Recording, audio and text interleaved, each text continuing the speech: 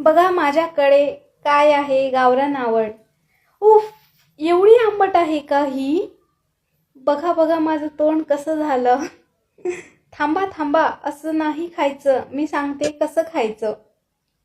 आता बघा वरून मीठ टाकलं, मिरची पावडर टाकली आणि आता खा.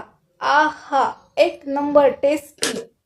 आता तुम्ही पण अशीच खा बरं का, आणि मला कमेंटमध्ये कळवा कशी आहे गावरान आवळे. आणि मला तर चक्करच आली, बापरे. एक नंबर झाली, मस्त tasty. Okay, nice.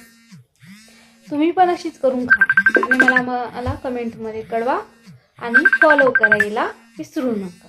Okay, done.